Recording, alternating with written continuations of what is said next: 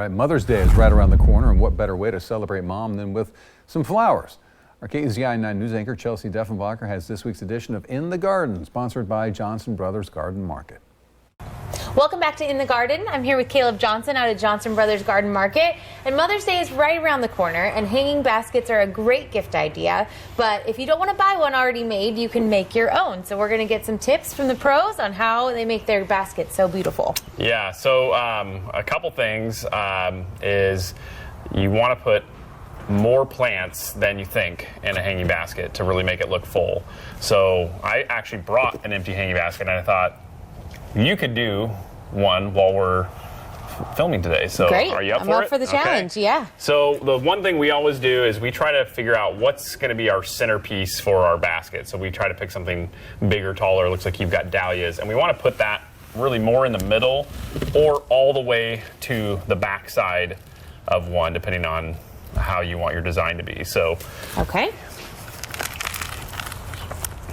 And a lot of times you'll find when you pull these out, there'll be more dirt than you need. And so you can, to fit more plants in, you can gently pull away some of the outer roots, and that will allow you to have more room to put some more plants in. So don't be afraid to pull apart some of the root on the edge to fit some more in. It feels a little like, oh, should I be doing this? But you can, yeah. So that's perfect. So the next thing we try to think about from a design standpoint is how do we want things to kind of fill in and trail out. So usually we next kind of plant our filler plants. You've got a nemesia, which is great.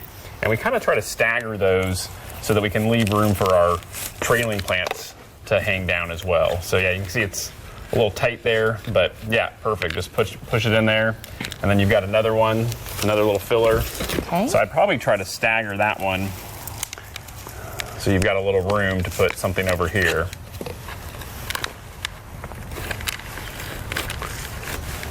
All right. Perfect. So next up, it's just kind of choose your design, choose your color. Okay. And I know my daughter would love the hot pink, so we're going for that one. Perfect. Yeah. And this one looks like it'll trail over, right? Yeah, that one will kind of trail over. So now you kind of have this effect going on. You can kind of see it's really starting to fill in. So then on your back side here, you can put some other things that trail down.